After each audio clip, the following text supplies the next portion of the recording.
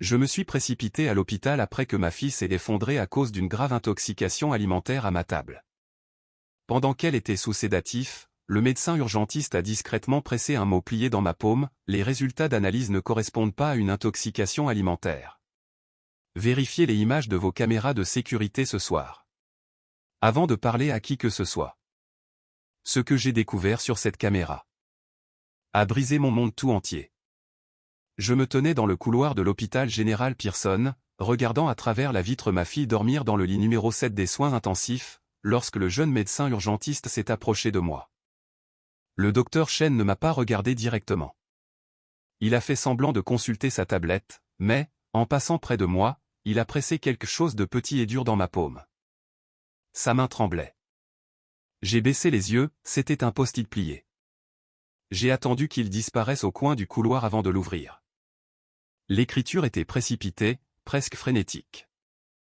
L'encre avait bavé là où son pouce avait appuyé trop fort. Les résultats de laboratoire ne correspondent pas à une intoxication alimentaire. Ce n'était pas un accident. Vérifiez les images de sécurité de votre domicile de ce soir avant de parler à quiconque.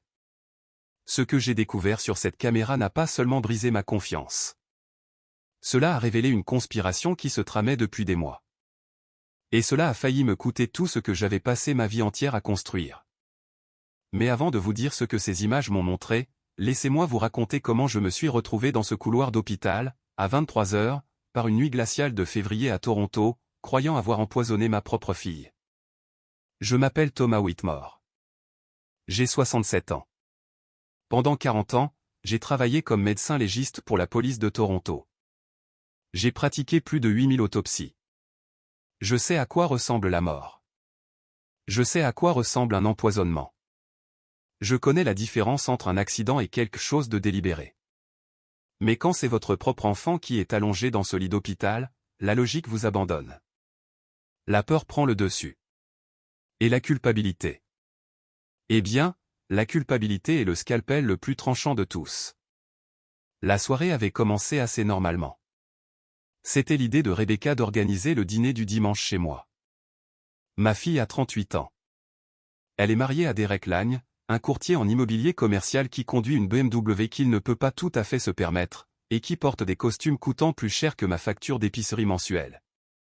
Ils vivent dans un appartement du quartier Liberty Village, que je les ai aidés à acheter il y a 3 ans. J'avais versé 200 000 $ en cadeau. Je n'ai jamais demandé à être remboursé. Rebecca est mon unique enfant. Sa mère, Margaret, est décédée d'un cancer du sein il y a 4 ans. Depuis lors, nous ne sommes plus que nous deux pour gérer les fêtes, les anniversaires, et les dîners du dimanche. Ce dimanche-là, Rebecca m'a appelé à 14 heures. Papa, a-t-elle dit, et je pouvais entendre cet enjouement forcé dans sa voix, que j'avais commencé à remarquer plus souvent ces derniers temps. Derek et moi pensions. Pourquoi ne viendrions-nous pas dîner ce soir? On ne t'a pas vu depuis des semaines. Tu me manques. J'aurais dû être heureux, mais quelque chose semblait clocher. Nous avions dîné ensemble le dimanche précédent, et celui d'avant encore. Au cours des 2 derniers mois, ces visites étaient devenues plus fréquentes, plus urgentes. Mais j'ai chassé cette pensée. Peut-être étais-je simplement paranoïaque. Peut-être que ma fille voulait vraiment passer du temps avec son vieux père. Bien sûr, ai-je dit. J'adorerais ça. Je vais faire le poulet rôti de ta mère, celui avec le romarin et l'ail. Parfait, a dit Rebecca. Il y eut une pause. Papa, pourrais-tu peut-être ouvrir cette bouteille de vin? Le Bordeaux de ta cave, le 2015? J'ai froncé les sourcils. Cette bouteille valait environ 400 $. Je la gardais pour une occasion spéciale. Bien sûr, ai-je dit lentement. Qu'est-ce qu'on célèbre? Rien, a-t-elle dit rapidement. Trop rapidement. Je pensais juste que, tu sais, la vie est courte. On devrait profiter des bonnes choses tant qu'on le peut, non? J'ai passé l'après-midi à préparer le dîner. Je ne suis pas un grand cuisinier, mais Margaret m'avait appris quelques plats avant qu'elle ne soit trop malade pour tenir debout dans la cuisine. Le poulet rôti était l'un d'entre eux. Je pouvais encore voir ses mains guider les miennes, me montrant comment glisser les brins de romarin sous la peau, comment attacher les pâtes avec de la ficelle de cuisine. J'ai mis la table avec sa belle porcelaine, le service au bord bleu qui avait appartenu à sa grand-mère. J'ai sorti les chandeliers en argent. J'ai même repassé les serviettes en lin. Au moment où Rebecca et Derek sont arrivés, à 18h30, la maison sentait comme les dîners du dimanche d'autrefois, du temps où Margaret était vivante, une odeur de famille, une odeur de foyer. Mais dès qu'ils ont franchi la porte, j'ai su que quelque chose n'allait pas. Rebecca m'a serré dans ses bras, mais cela semblait performatif. Mis en scène. Derek m'a serré la main avec cette poigne agressive qu'il utilise toujours, comme s'il essayait de prouver quelque chose. Tom, a-t-il dit. Il ne m'a jamais appelé Thomas. Toujours Tom, comme si on était des potes. Comme s'il n'était pas entré dans cette famille par mariage, mais qu'il l'avait conquise. Content de te voir, mec. Ça sent incroyablement bon. Rebecca marchait déjà à travers la maison, ses talons claquant sur le parquet. L'endroit a l'air bien, papa. Tu l'as gardé propre. J'essaie, ai-je dit, en les suivant dans la salle à manger. Je sais que c'est grand pour une seule personne, mais je ne peux pas imaginer partir. Votre mère aimait cette maison. À ce propos, a dit Derek, et Rebecca lui a lancé un regard. Un regard d'avertissement. On parlera plus tard, a-t-elle dit. Mangeons d'abord. Nous nous sommes assis. J'ai découpé le poulet. J'ai versé le vin. Nous avons fait la conversation habituelle sur le travail de Derek, sur les cours de yoga de Rebecca, sur la tempête de neige qui était censée frapper Toronto pendant la nuit. Mais sous les politesses, je pouvais sentir la tension, l'attente. Il voulait quelque chose. Je ne savais juste pas encore quoi. Nous étions à la moitié du plat principal lorsque le téléphone de Rebecca a vibré. Elle y a jeté un coup d'œil et son visage est devenu pâle. Tout va bien, ai-je demandé. Ça va, a-t-elle dit, mais sa main tremblait lorsqu'elle a posé le téléphone face contre table. Juste des trucs du boulot. Derek s'est penché et a pressé son genou sous la table. J'ai vu le geste. C'était censé être réconfortant, mais cela ressemblait plus à un avertissement. Ne le fais pas. Pas encore. J'étais sur le point de demander ce qui se passait quand Rebecca a soudainement reculé sa chaise. Papa, a-t-elle dit. Sa voix avait changé. Elle était faible. Papa, je ne me sens pas bien. Qu'est-ce qui ne va pas? Je me suis levé. Derek s'est levé aussi, mais il n'a pas bougé vers elle. Il a juste regardé. Je crois que je vais être malade, a dit Rebecca. Et puis, c'est arrivé juste là, à table. Des hauts le cœur violent et déchirant, qui ont fait remonter tout ce qu'elle avait mangé. Le poulet, le vin, tout. Elle s'est effondrée vers l'avant, et je l'ai rattrapée avant qu'elle ne touche le sol. Appelle le 911, ai-je crié à Derek, mais il était déjà sur son téléphone. Oui, nous avons besoin d'une ambulance, disait-il. Ma femme vomit de façon incontrôlable. Nous sommes chez son père. Il a préparé le dîner. Je pense qu'elle a été empoisonnée. Empoisonnée? Le mot m'a frappé comme un coup de poing. De quoi parles-tu, ai-je dit. Derek, j'ai utilisé des ingrédients frais. J'ai tout cuit correctement. Je ne sais pas, mec, a dit Derek, mais il regardait Rebecca, pas moi. Peut-être que quelque chose était avarié. Peut-être que le poulet n'était pas assez cuit. Bon sang, Rebecca, reste avec moi. L'ambulance est arrivée en 7 minutes. Les ambulanciers ont chargé Rebecca sur une civière. Elle était à peine consciente, marmonnant de façon incohérente. L'une des ambulancières, une femme aux yeux doux, m'a regardé. Monsieur, est-ce que tout le monde a mangé la même nourriture? Oui, ai-je dit. J'ai mangé du poulet aussi. Derek a pris du poulet. Vous sentez-vous malade? Non, ai-je dit. Je me sens bien. Elle a pris une note sur sa tablette. Nous l'emmenons à l'hôpital général Pearson. Vous devriez venir avec nous. Dans l'ambulance, je me suis assis à côté de ma fille, et je lui ai tenu la main. Elle était froide. Sa peau était moite. J'ai vu cela des centaines de fois auparavant. Les victimes d'empoisonnement présentent des nausées, des vomissements, une salivation excessive, des douleurs abdominales. Mais il existe différents types d'empoisonnement. L'intoxication alimentaire due à des bactéries comme la salmonelle ou E. coli prend des heures, parfois des jours, pour se manifester. Rebecca est tombée malade 90 minutes après avoir mangé. Ce timing n'avait aucun sens, à moins qu'il ne s'agisse d'autre chose, d'une toxine chimique, quelque chose à action rapide. Mais j'avais mangé la même nourriture. J'avais bu le même vin. Pourquoi n'étais-je pas malade? La pensée s'est insinuée, froide et indésirable. Et si cela ne concernait pas du tout la nourriture? À l'hôpital, ils ont précipité Rebecca aux urgences. Derek et moi étions assis dans la salle d'attente. Il était sur son téléphone, envoyant des SMS à quelqu'un. « À qui écris-tu » ai-je demandé. « Aux amis de Rebecca » a-t-il dit sans lever les yeux. « Ils doivent savoir. »« Elle va s'en sortir » ai-je dit. Mais même en le disant, je n'en étais pas sûr. Derek m'a finalement regardé. Ses yeux étaient durs, calculateurs. « Je l'espère, Tom. Parce que si ce n'est pas le cas, s'il lui arrive quelque chose à cause de ce dîner que tu as préparé, je ne sais pas ce que je vais faire. » C'était une menace, à peine voilée. Et à ce moment-là, j'ai réalisé que, quoi qu'il se passe, Derek en faisait partie. 2 heures plus tard, le docteur Chen est sorti. Il était jeune, peut-être 35 ans, avec des lunettes à monture métallique et le regard épuisé de quelqu'un qui venait de faire une double garde.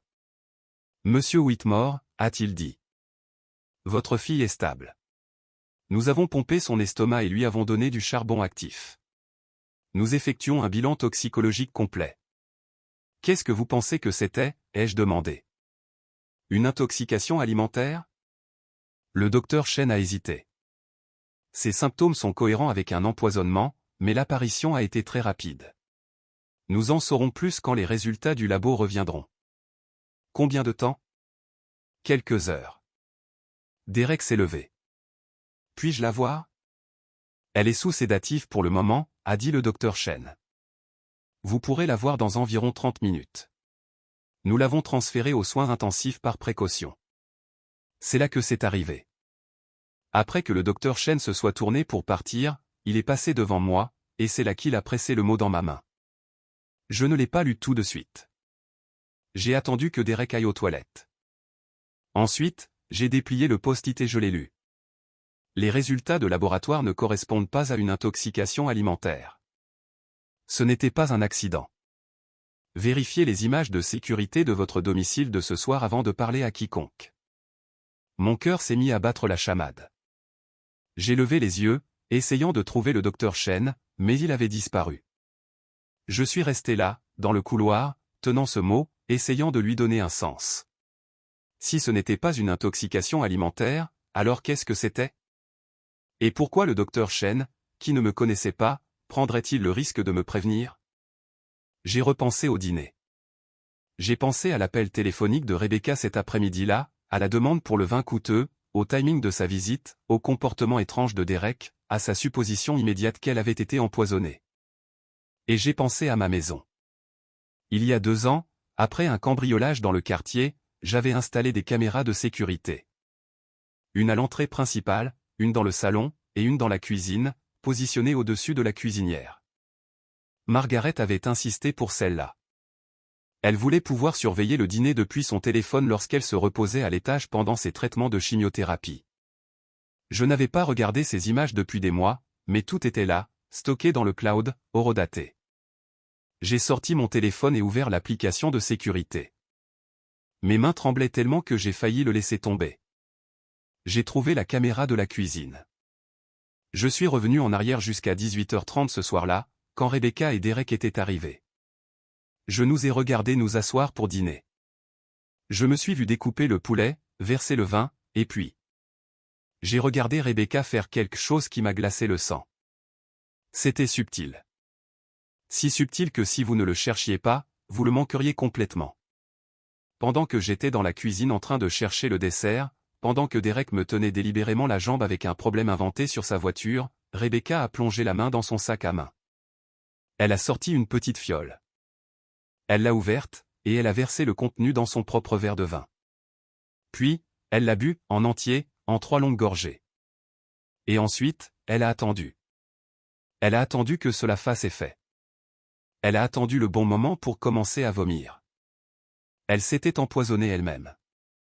J'ai regardé les images 3 fois, 4 fois, 5 fois, espérant à chaque fois que je voyais mal, mais ce n'était pas le cas. Ma fille avait délibérément ingéré quelque chose, sachant que cela la rendrait violemment malade, sachant que je serais blâmé. Je me suis assis sur un banc dans le couloir de l'hôpital. Mes jambes ne me portaient plus. Pourquoi ferait-elle ça? Que pouvait-elle bien gagner à me piéger pour empoisonnement? Et puis je me suis souvenu d'une conversation que nous avions eue il y a 3 semaines. Rebecca et Derek étaient venus, et ils avaient commencé à parler de la maison. De sa grandeur, du fait que je n'avais pas besoin de tout cet espace, de la facilité que ce serait si je déménageais dans un appartement, quelque chose de plus petit, de plus gérable. « Papa, tu as 67 ans, avait dit Rebecca. Et si tu tombais? Et s'il arrivait quelque chose, et qu'il n'y avait personne pour t'aider? Je vais bien, avais-je dit. Je ne suis pas prêt à réduire mon espace de vie. Derek était intervenu à ce moment-là. Nous sommes juste inquiets pour toi, Tom. Et tu sais, la valeur des propriétés dans ce quartier a considérablement augmenté. Si tu vendais, tu ferais fortune. Tu pourrais vivre très confortablement quelque part de plus petit. J'avais coupé court à la conversation, leur disant que je n'étais pas intéressé. Mais maintenant, en regardant ces images de sécurité, je comprenais. Ils ne voulaient pas que je vende la maison pour mon bien. Ils voulaient que je la vende pour le leur.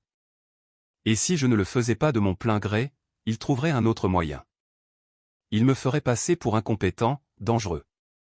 Ils me feraient passer pour un père qui a accidentellement empoisonné sa propre fille parce qu'il était trop vieux, trop négligent, trop un fardeau pour vivre seul. Et une fois qu'ils auraient établi ce récit, que viendrait-il ensuite? Un procès, une pression pour me faire déclarer mentalement incompétent, une demande de procuration. J'ai pensé au SMS de Derek dans la salle d'attente. Il n'écrivait pas aux amis de Rebecca. Il écrivait probablement à un avocat, montant un dossier, documentant tout. Et Rebecca, allongée dans ce lit de soins intensifs, était le témoin vedette d'une fraude qu'elle avait elle-même orchestrée. Je voulais hurler. Je voulais courir dans cette chambre et exiger de savoir pourquoi. Pourquoi ma propre fille me ferait-elle ça? Mais le mot du docteur Chen avait été clair. Avant de parler à quiconque.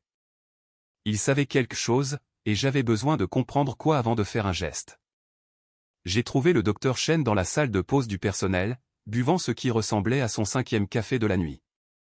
Quand il m'a vu, son expression est passée de l'épuisement à l'alarme. « Monsieur Whitmore », a-t-il dit. « Vous ne devriez pas être ici. » J'ai regardé les images, ai-je dit doucement. J'ai vu ce qu'elle a fait. Le docteur Chen a regardé autour de lui pour s'assurer que nous étions seuls. Puis il a sorti son téléphone et m'a montré quelque chose. C'était un rapport de laboratoire. L'analyse toxicologique de Rebecca. Vous voyez ça, a-t-il dit en pointant une ligne de texte. C'est du sirop d'IPK. C'est un émétique. Cela provoque des vomissements. C'était utilisé autrefois pour les empoisonnements accidentels, mais ce n'est plus recommandé car c'est trop agressif pour l'organisme. Où aurait-elle pu se procurer ça, ai-je demandé. C'est disponible en ligne, a dit le docteur Chen. Vous pouvez l'acheter sur des sites de fournitures vétérinaires. C'est utilisé pour faire vomir les chiens s'ils mangent quelque chose de toxique. J'ai fixé le rapport. Pourquoi me dites-vous cela? Parce qu'il y a 3 mois, la même chose est arrivée à ma mère, a dit le docteur Chen. Sa voix était serrée par la colère. La femme de mon frère l'a convaincu que ma mère devenait sénile. Elle a mis en scène une série d'incidents, de petites choses au début, comme oublier d'éteindre la cuisinière, laisser la porte déverrouillée. Et puis un soir, elle a mis de l'IPK dans le thé de ma mère lors d'un dîner de famille. Elle a fait croire que ma mère avait mangé quelque chose de mauvais. Que s'est-il passé, ai-je demandé. Mon frère a demandé une procuration, a dit le docteur Chen. Il a placé ma mère dans un établissement de soins, et ensuite lui et sa femme ont hypothéqué sa maison.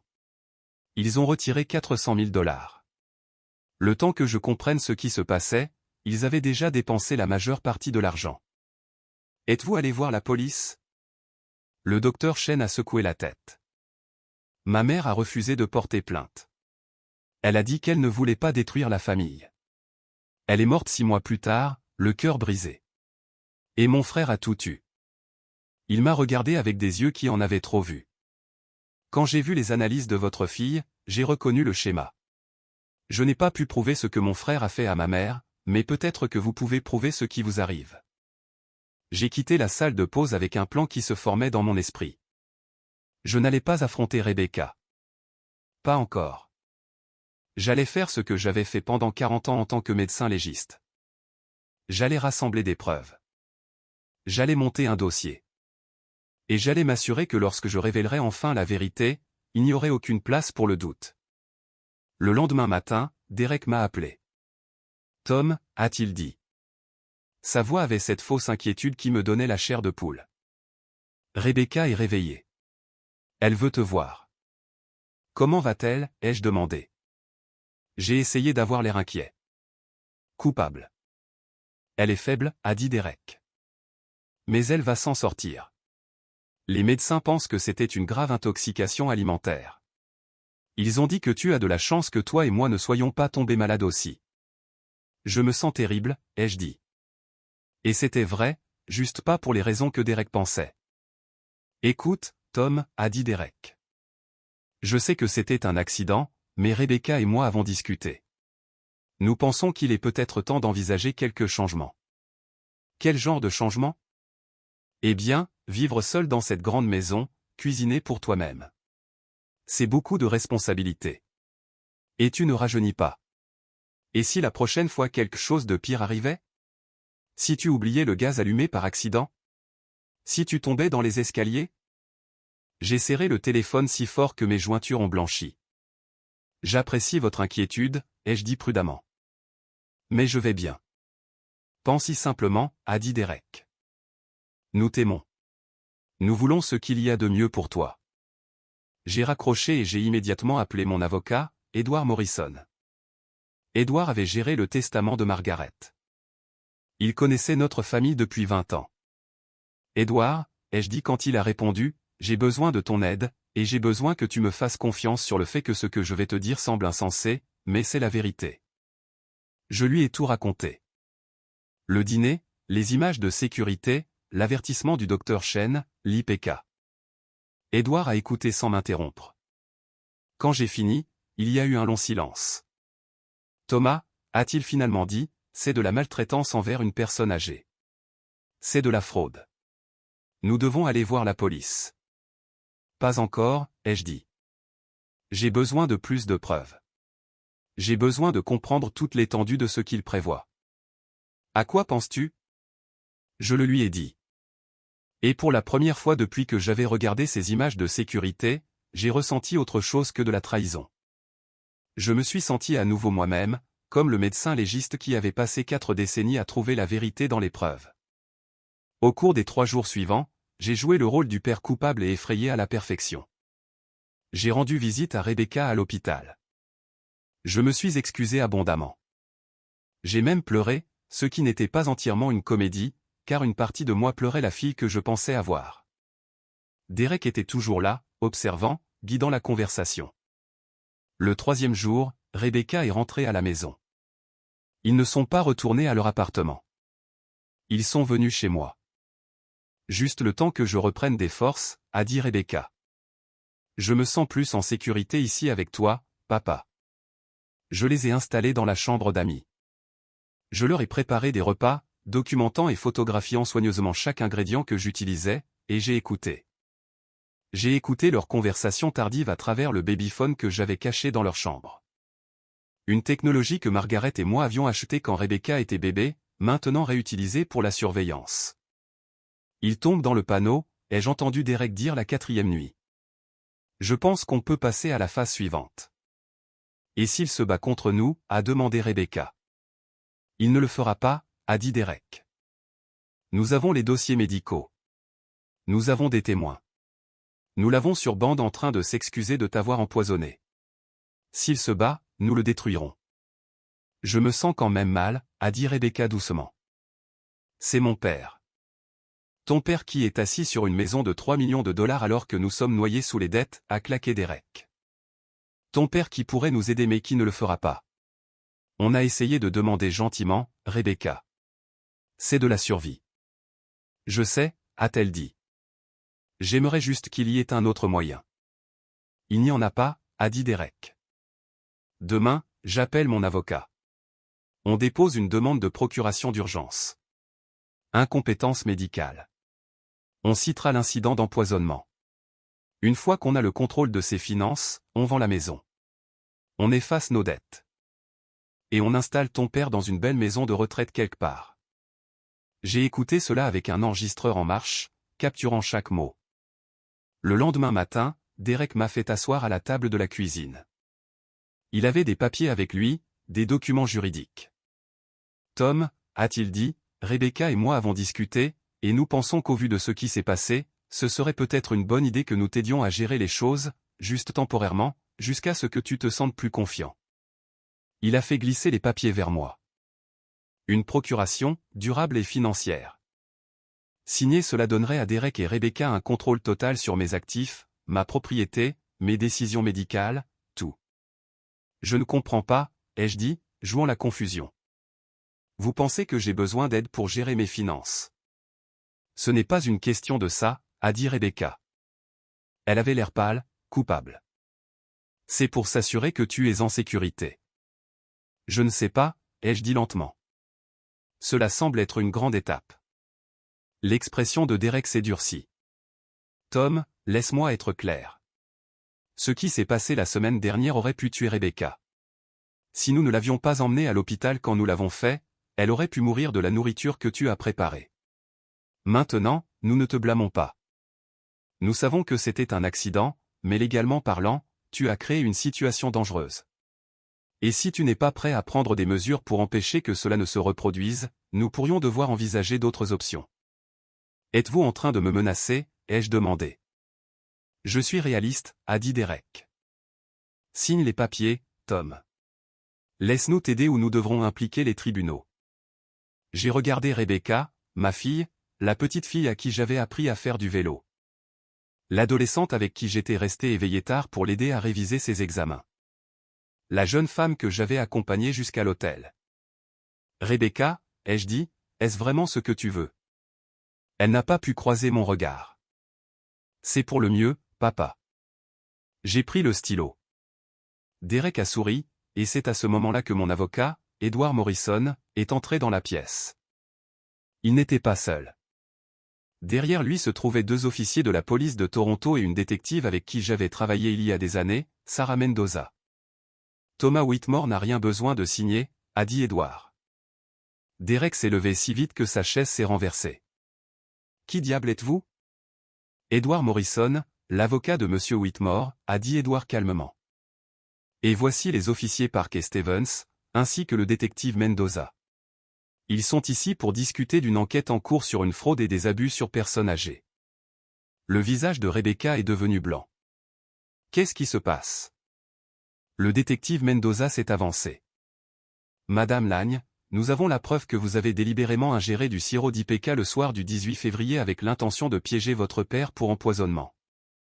Nous avons également des conversations enregistrées entre vous et votre mari discutant de projets pour obtenir une procuration frauduleuse sur les biens de votre père. C'est insensé, a dit Derek. Mais sa voix tremblait. Nous avons des images vidéo des caméras de sécurité de M. Whitmore, a continué Mendoza. Nous avons le témoignage du docteur James Shen de l'hôpital général Pearson. Nous avons des rapports toxicologiques, et nous avons des enregistrements audio de conversations entre vous et Madame Lang discutant du stratagème. Rebecca a commencé à pleurer. Papa, a-t-elle dit. Papa, s'il te plaît. Je suis désolé. Je ne voulais pas le faire. Nous étions désespérés. Derek a dit que c'était le seul moyen. Le seul moyen de quoi, ai-je demandé. Ma voix semblait étrange à mes propres oreilles. Distante, froide. De sauver nos vies, a dit Derek. Il était en colère maintenant. Tu veux savoir la vérité, Tom? On est fauchés. Nous devons 300 000 $ à des gens très dangereux. Des gens qui n'acceptent pas les retards de paiement, des gens qui font des exemples avec les débiteurs. On a essayé d'emprunter aux banques. On a tout essayé. Et puis on s'est dit, tu es assis ici dans ce manoir tout seul avec des millions en capital, et tu ne veux pas nous aider. Ta propre fille t'a demandé de l'aide, et tu as dit non. Tu n'as jamais demandé de l'aide, ai-je dit. Tu m'as demandé de vendre ma maison, la maison que j'ai construite avec ma femme, la maison où j'ai élevé ma fille. Tu ne voulais pas d'aide. Tu voulais mes économies de toute une vie pour pouvoir payer des dettes de jeu. Ce n'était pas du jeu, a sangloté Rebecca. C'était des investissements. Derek a dit que c'était des valeurs sûres. Il a dit qu'on récupérerait tout.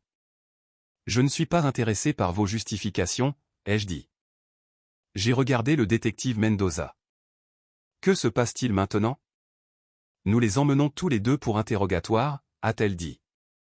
Le procureur de la couronne décidera des charges, probablement fraude, abus sur personne âgée, et conspiration en vue de commettre une fraude.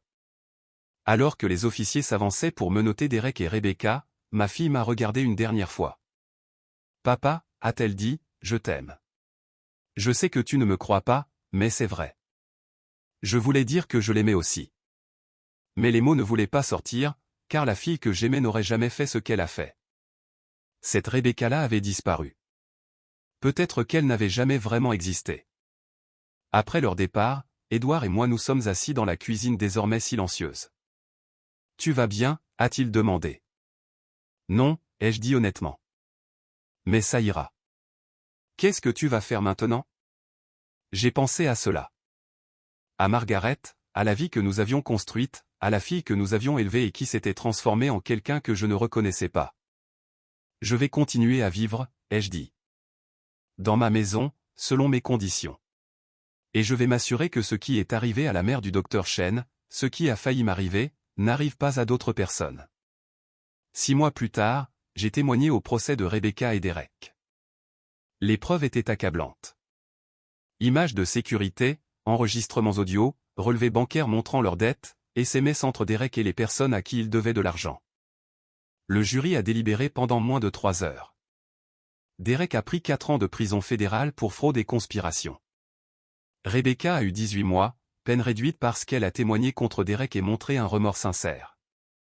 Je me suis assis dans la salle d'audience et j'ai regardé ma fille être emmenée menottes au poignet. Elle ne m'a pas regardé. Mais ce n'était pas la fin de l'histoire, car 3 mois après le procès, j'ai reçu une lettre. Elle venait de Rebecca, écrite depuis le centre pour femmes Vanier à Milton, en Ontario. Elle s'excusait. Elle s'excusait vraiment, sans excuse ni justification. Elle me parlait de la thérapie qu'elle avait commencée, des programmes qu'elle suivait pour comprendre comment elle s'était perdue dans la manipulation de Derek. Elle n'a pas demandé le pardon. Elle n'a pas demandé d'argent. Elle a juste dit qu'elle voulait que je sache qu'elle essayait de devenir quelqu'un digne du père qu'elle avait trahi. J'ai répondu. Je n'ai pas dit que je lui pardonnais. Je ne pouvais pas encore. Mais je lui ai dit que je viendrais la voir, et je l'ai fait. Une fois par mois, je conduis jusqu'à Milton et je m'assois en face de ma fille dans le parloir. Nous parlons prudemment au début, puis plus honnêtement. Ce n'est pas la relation que nous avions avant. Cette relation est morte dans un couloir d'hôpital quand j'ai lu le mot d'un étranger. Mais c'est quelque chose. Peut-être qu'avec le temps, cela pourra devenir quelque chose de réel. J'ai 68 ans maintenant. Je vis toujours dans la maison que Margaret et moi avons achetée il y a 42 ans. Je cuisine toujours les dîners du dimanche, bien que maintenant ce soit généralement juste pour moi-même. Mais j'ai aussi commencé à faire du bénévolat. Je travaille avec une organisation qui aide les personnes âgées à se protéger contre les abus financiers. Je donne des conférences. Je partage mon histoire. Je parle aux gens des signes avant-coureurs, de la pression soudaine pour signer des documents juridiques, de l'isolement des amis et de la famille, de la culpabilisation, de la manipulation. Le docteur James Chen et moi sommes devenus amis. Nous nous retrouvons une fois par mois pour prendre un café. 2 hommes qui comprennent ce que c'est que d'aimer quelqu'un qui vous a trahi. Il me parle de sa mère, des regrets qu'il porte. Je lui parle de Rebecca, de l'espoir auquel j'essaie de me raccrocher. Nous nous rappelons mutuellement que le plus difficile n'est pas de survivre à la trahison. C'est d'apprendre à faire confiance à nouveau. La maison a toujours des caméras de sécurité. Je vérifie encore les images parfois, une habitude que je n'arrive pas à perdre. Mais surtout, j'essaie de me souvenir des bons moments. Les Noëls quand Rebecca était jeune et croyait à la magie. Les étés que nous passions au chalet sur le lac Muskoka. Le jour où je l'ai accompagnée à l'hôtel, si fier et si certain que je la donnais à quelqu'un qui l'aimerait comme elle le méritait. J'avais tort à propos de Derek. Mais peut-être que je n'ai pas tort d'espérer que, quelque part à l'intérieur de la femme dans ce parloir de prison, il y a encore une partie de la fille que j'ai élevée. Celle qui me disait qu'elle m'aimait avant de se coucher chaque soir. Celle qui pleurait quand nous avons dû faire piquer notre chien parce qu'elle ne supportait pas de voir quoi que ce soit souffrir. S'il y a une leçon à tirer de tout cela, ce n'est pas à propos de la confiance. Ce n'est pas à propos de la famille. C'est à propos de connaître sa propre valeur.